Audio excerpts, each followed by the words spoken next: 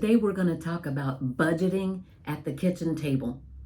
We're going to talk about calm conversations that will work for you as you try to get your family finances in order. Hi, my name's Monica Allen, and I want to be your financial therapist. I am a mental health nurse practitioner by trade, but I am a money manager at heart.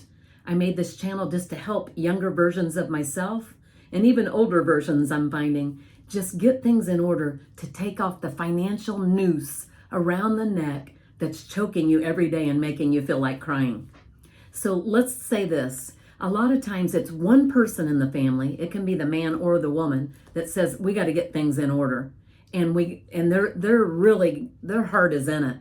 And somebody else, they might think, okay, but I don't want to put the effort into it, but I don't mind turning the money over to you and letting you do it. That's great. It worked in our family.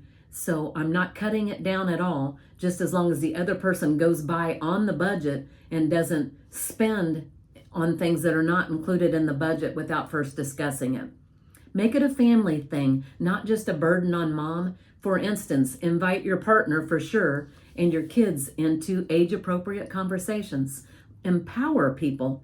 I'm empowering my grandkids now to come along with me and learn and then teach me what their generation is thinking so that we can have some deep discussions, and hopefully they will learn a different way of living from what most people. Don't isolate yourself and don't isolate them.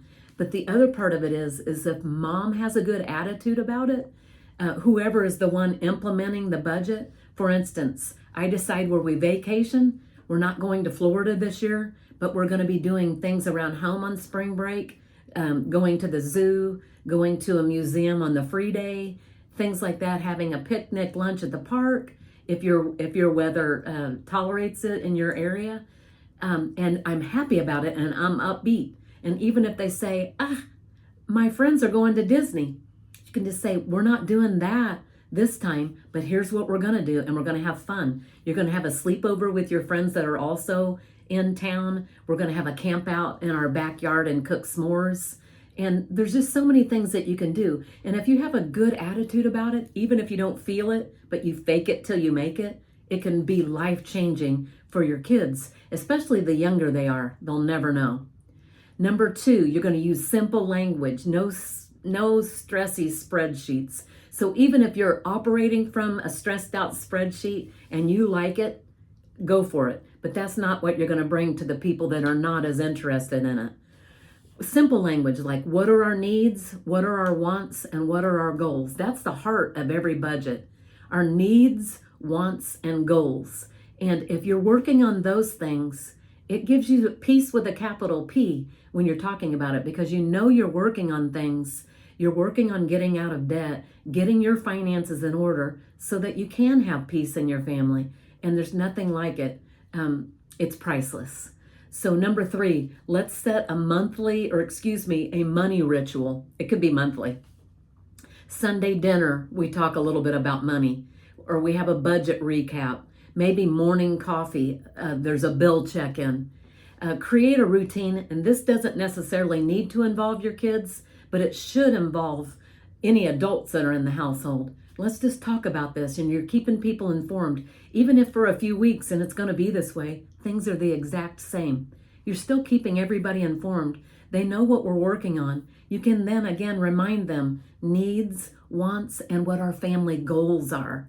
And it's, I think, being in the loop and knowing, even if you don't like it, say you're a teenager and you don't like it, it's a great role model. And there's going to come a time where they're going to understand finances more when they're the ones paying the bills. And I think it's a great role model, a great example, and you're going to help them tenfold over any great vacation that you could give them.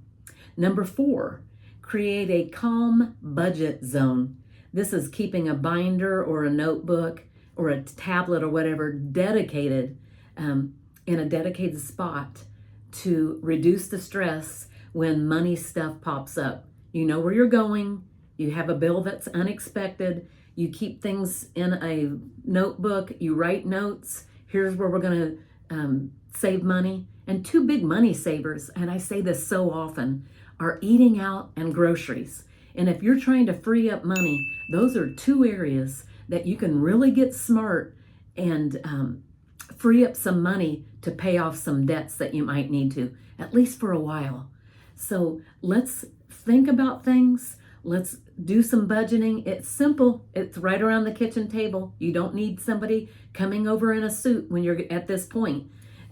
You may never, but let's get it going and let's have calm conversations that work. Have a great day.